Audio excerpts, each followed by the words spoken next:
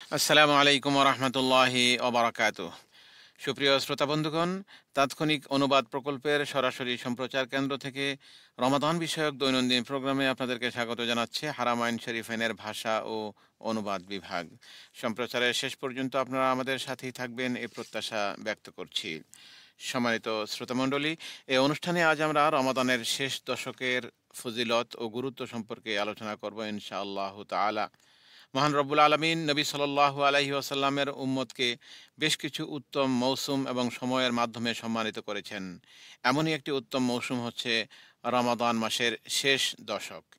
এই দিনগুলোতে বান্দা ইচ্ছা করলে তার চেষ্টার মাধ্যমে আল্লাহ তাআলার কাছে নৈকট্য অর্জন করে নিতে পারে, আর সেটা বেশি বেশি নেক আমল দ্বারা সম্ভব, যেমনটি করতেন নবী সাল্লাল্লাহু আলাইহি ওয়াসাল্লাম। এই শেষ দশকের মধ্যেই রয়েছে লাইলাতুল কদর, যা হাজার মাসের চেয়েও উত্তম। মহান রব্বুল আলমিন মহাগ্রন্থ আল কোরআনুল কারিমে বলেছেন, লাইলাতুল কদরি খায়রুম মিন আলফি শাহর তানাজ্জালুল মালাইকাতু ওয়ার রূহু ফিহা বিইذনি রাব্বিহিম মিন কুল্লি আমর সালামুন হিয়া হাত্তা মাতলাইল ফজর। কদরের রাত হাজার মাসের চেয়ে উত্তম। সে রাতে ফেরেশতাগণ এবং রূহ তথা জিবরিল আলাইহিস সালাম তাদের রবের অনুমতিক্রমে প্রতিটি নির্দেশ নিয়ে অবতীর্ণ হয়। শান্তিময় সে রাত ফজরের আবির্ভাব পর্যন্ত। প্রিয় হাবিব সাল্লাল্লাহু আলাইহি ওয়াসাল্লাম রমাদানের শেষ 10 দিন ইবাদত বন্দিগিতে যেরূপ চেষ্টা করতেন, অন্যান্য সময় সাধারণত সেরূপ প্রচেষ্টা করতেন না। বিশেষ করে যখন রমাদানের শেষ দশক আগমন করত, তখন তিনি তার ইজার কষে নিতেন, অর্থাৎ বেশি বেশি ইবাদতের জন্য সর্বাত্মক প্রচেষ্টা চালাতেন। পরিবার পরিজনকে জাগিয়ে দিতেন এবং নিজে ইবাদতের উদ্দেশ্যে রাত্রি জাগরণ করতেন। হাদিস শরীফে এসেছে, আন আয়েশা রাদিয়াল্লাহু তাআলা আনহা ক্বালাত কানা রাসূলুল্লাহ সাল্লাল্লাহু আলাইহি ওয়াসাল্লাম ইয়াজতাহিদু ফিল আশরিল আওয়াখির মা লা ইয়াজতাহিদু ফি গায়রিহি। উম্মুল মুমিনিন আয়েশা সিদ্দিকা রাদিয়াল্লাহু তাআলা আনহা বর্ণনা করেছেন, রমাদানের শেষ দশকে রাসূলুল্লাহ সাল্লাল্লাহু আলাইহি ওয়াসাল্লাম এত বেশি ইবাদত করেছেন যা অন্য কোনো সময় তিনি করেননি। মুসলিম শরীফে হাদিসটি বর্ণিত হয়েছে। আয়েশা রাদিয়াল্লাহু তাআলা আনহা থেকে বর্ণিত আরও একটি হাদিসে এসেছে, কানান নবিয়্যু সাল্লাল্লাহু আলাইহি ওয়াসাল্লাম ইযা দাখালাল আশরু শাদ্দা মিযরাহু ওয়া আহইয়া লাইলাহু ওয়া আইকাযা আহলাহ। যখন রমাদানের শেষ দশক আসতো, তখন নবী সাল্লাল্লাহু আলাইহি ওয়াসাল্লাম তার ইজার কষে নিতেন, বেশি বেশি ইবাদতের প্রস্তুতি নিতেন এবং রাত্রে জেগে থাকতেন ও পরিবার পরিজনকে জাগিয়ে দিতেন। রাসূলুল্লাহ সাল্লাল্লাহু আলাইহি ওয়াসাল্লামের আমল সমূহের মধ্যে অন্যতম একটি আমল হলো রাত্রি জেগে ইবাদত করা।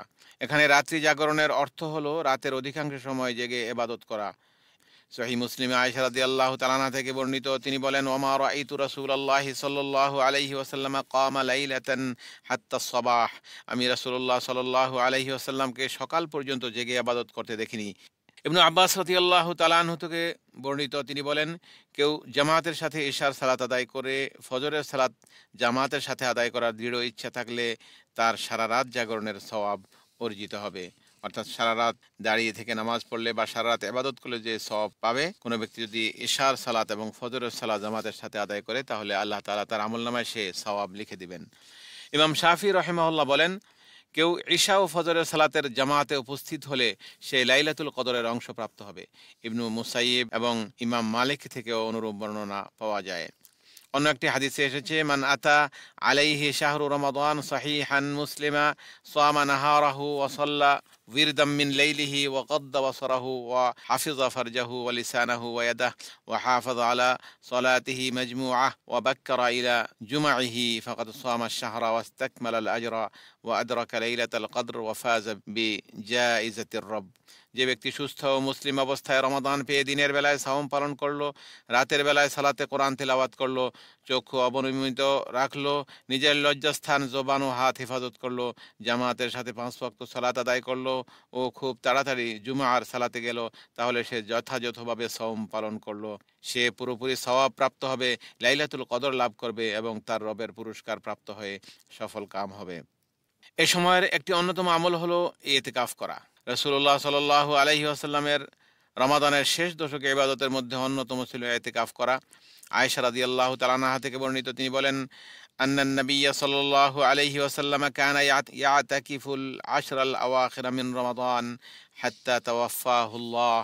নবী সাল্লাল্লাহু আলাইহি ওয়াসাল্লাম মারা যাবার আগ পর্যন্ত রমাদানের শেষ দশকের প্রতিটি রমাদানের শেষ দশকে তিনি ইতিকাফ করতেন।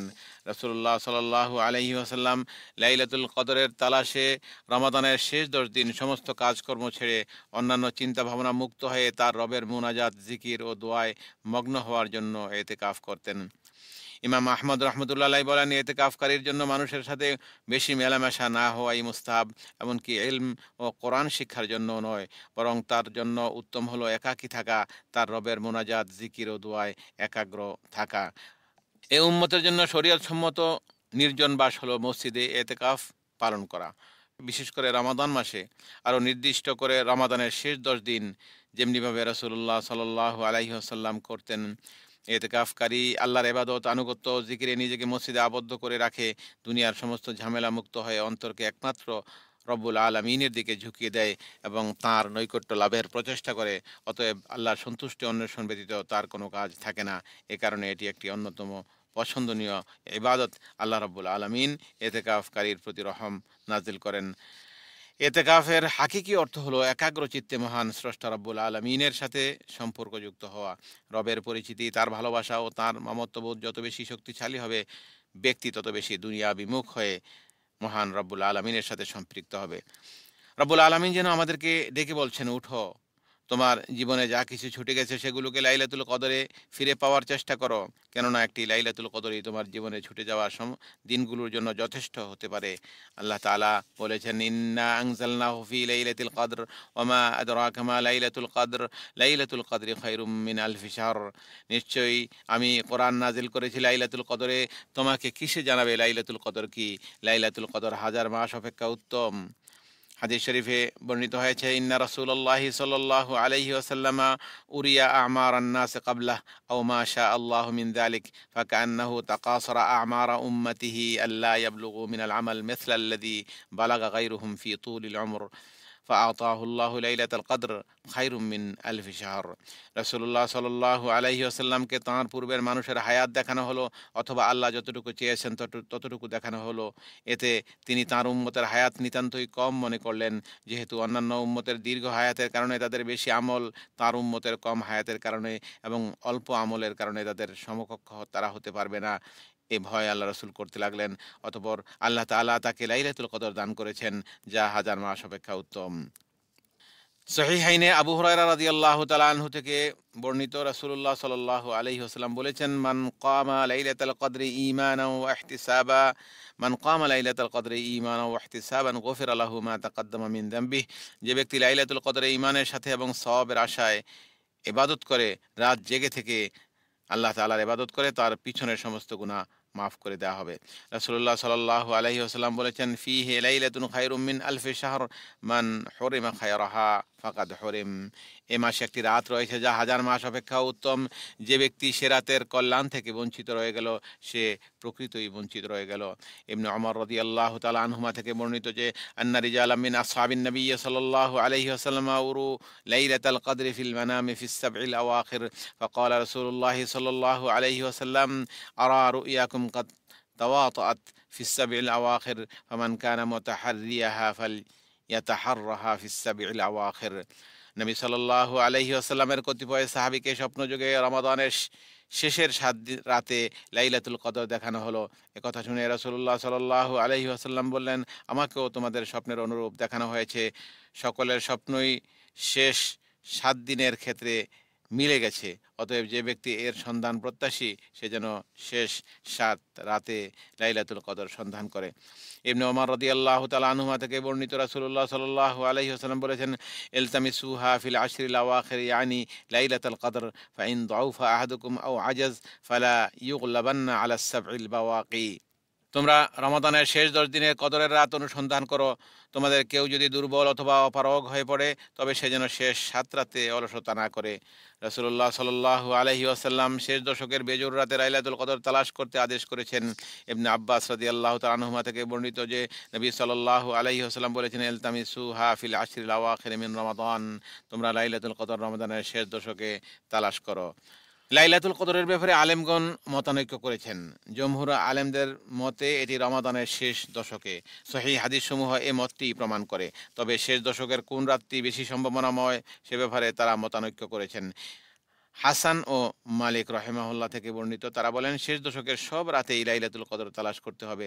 এ মতটি আমাদের অনেক আলেম গ্রহণ করেছেন। তবে অধিকাংশ আলেমের মতে শেষ দশকের কতিপয় রাত লাইলাতুল কদরের বেশি সম্ভাবনাময় রাত। অতঃপর তারা বলেছেন বেজোর রাতগুলোতেই বেশি সম্ভাবনাময়। বিশিষ্ট কোনো রাতের ব্যাপারে রাসূলুল্লাহ সাল্লাল্লাহু আলাইহি ওয়াসাল্লাম থেকে স্পষ্ট বাণী নেই। তবে শেষ দশকের বেজোর রাত্রিগুলোতেই লাইলাতুল কদর হওয়ার সম্ভাবনা বেশি। লাইলাতুল কদরের রাত নির্ধারণ না করার হিকমত আল্লাহ তাআলাই ভালো জানেন। তবে ইসলামী স্কলারদের মতে হিকমত হলো মুমিনগণ যাতে এ রাতগুলোতে বেশি বেশি ইবাদত করতে পারে। তাই রমাদানের শেষ দশকের প্রতিটি রাতকেই লাইলাতুল কদর বলা হয়। লাইলাতুল কদর মনে করতে হয়। লাইলাতুল কদর পাওয়ার আশায় এই শেষ দশকের প্রতিটি রাতে ইবাদতে কঠোর পরিশ্রম করা ও ইতিকাফ করা দ্বারাই এটি প্রমাণিত হয়। আবু হুরায়রা রাদিয়াল্লাহু তাআলা আনহু থেকে বর্ণিত, নবী সাল্লাল্লাহু আলাইহি ওয়াসাল্লাম বলেছেন, মান কামা লাইলাতাল কদরি ঈমানান ওয়া ইহতিসাবান গুফিরা লাহু মা তাকাদ্দামা মিন যামবিহি। আমরা ইতিপূর্বে হাদিসটি উল্লেখ করেছি। এখানে স্পষ্ট বলা হয়েছে যে ব্যক্তি লাইলাতুল কদরে ঈমানের সাথে সওয়াবের আশায় রাত জেগে ইবাদত করে তার পিছনের সমস্ত গুনাহ মাফ করা হবে। এ রাতের কিয়াম হলো তাহাজ্জুদ সালাত ও অন্যান্য সালাত আদায় করা, ইবাদতের মাধ্যমে রাত্রি জাগরণ করা। রাসূলুল্লাহ সাল্লাল্লাহু আলাইহি ওয়াসাল্লাম আয়েশা সিদ্দিকা রাদিয়াল্লাহু তাআলা আনহাকে এ রাতে বেশি বেশি দোয়া করতে নির্দেশ দিয়েছেন। সুফিয়ান রাহিমাহুল্লাহ বলেন, লাইলাতুল কদরে দোয়া করা আমার কাছে সালাত আদায়ের চেয়েও অধিক প্রিয়। আর যদি কোরআন তেলাওয়াত করে, দোয়া করে এবং দোয়ার দ্বারা আল্লাহর নৈকট্য তালাশ করে তাহলে তা উত্তম। রাসূলুল্লাহ সাল্লাল্লাহু আলাইহি ওয়াসাল্লাম রমাদানের রাতে তাহাজ্জুদের সালাত আদায় করতেন এবং দীর্ঘ কিরাত পড়তেন। রহমতের কোনো আয়াত আসলে আল্লাহর কাছে রহমত চাইতেন, আযাবের আয়াত আসলে তার কাছে পানাহ চাইতেন। রমাদানের শেষ দশকেও অন্যান্য সময় এভাবে সালাত আদায় করা উত্তম। ইমাম শাফি রাহিমাহুল্লাহ বলেন, কদরের রাতের পরিশ্রমের মতো কদরের দিনেও ইবাদত পরিশ্রম করা, চেষ্টা করা মুস্তাহাব মনে করি। আয়েশা রাদিয়াল্লাহু তাআলা আনহা থেকে বর্ণিত, তিনি বলেন, ইয়া রাসূলুল্লাহ আরাআইতা ইন ওয়াফাকতু লাইলাতাল কদর মা আদউ ক্বালা তাকুলিনা আল্লাহুম্মা ইন্নাকা আফুউন তুহিব্বুল আফওয়া ফা'ফু আন্নী। আয়েশা সিদ্দিকা রাদিয়াল্লাহু তাআলা আনহা রাসূলুল্লাহ সাল্লাল্লাহু আলাইহি ওয়াসাল্লামকে উদ্দেশ্য করে বললেন, ইয়া রাসূলুল্লাহ, আমি যদি কদরের রাত পেয়ে যাই তবে কি দোয়া পড়ব? তিনি বললেন, তুমি বলবে, হে আল্লাহ, তুমি ক্ষমাকারী, তুমি ক্ষমা করতেই ভালোবাসো, অতএব তুমি আমাকে ক্ষমা করে দাও।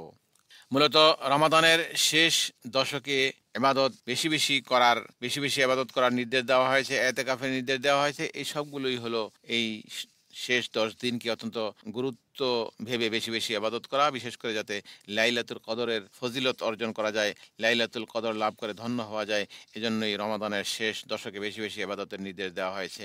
আলী রাদিয়াল্লাহু তাআলা আনহু রমাদানের শেষ দিন রাতে ডেকে বলতেন, অর্থাৎ রমাদানের একেবারে শেষ দিন শেষ হওয়ার পর রাতের বেলা তিনি ডেকে ডেকে বলতেন, হায় আফসোস, আমি তো জানি না কার আমল কবুল হয়েছে যাকে আমি অভিনন্দন জানাবো, আর কার আমল কবুল হওয়া থেকে বঞ্চিত হয়েছে যাকে আমি সমবেদনা জানাবো। হে যার আমল গ্রহণ করা হয়েছে তোমার জন্য সুসংবাদ, আর হে যার আমল কবুল না হয়ে প্রত্যাখ্যাত হয়েছে, দোয়া করছি আল্লাহ তোমার মুসিবত দূর করে দিন। রমাদানের শেষ দশকের ইবাদতের মাধ্যমে আমরা ইতিপূর্বে যে ঘাটতি হয়েছে সেগুলোকে পুষিয়ে নিতে পারি। রমাদান মাসে ক্ষমা ও মাগফিরাতের অনেক উপকরণ রয়েছে।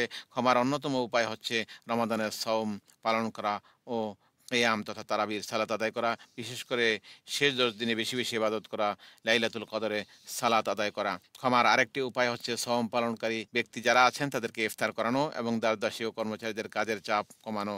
এছাড়া ক্ষমার আরেকটি উপায় হলো আল্লাহর জিকির করা। আল্লাহ রাব্বুল আলামিন আমাদেরকে রমাদান মাসে বেশি বেশি ইবাদত করার তৌফিক দান করুন। বিশেষ করে রমাদানের শেষ ১০ দিন যেন আমরা কাজে লাগাতে পারি, বেশি বেশি ইবাদত করতে পারি। জিকির, সালাত, কোরআন তেলাওয়াত, ইস্তেগফার ইত্যাদির মাধ্যমে এই দিনগুলো যেন আমরা কাটাতে পারি। আল্লাহ তাআলা আমাদেরকে সে তৌফিক দান করুন।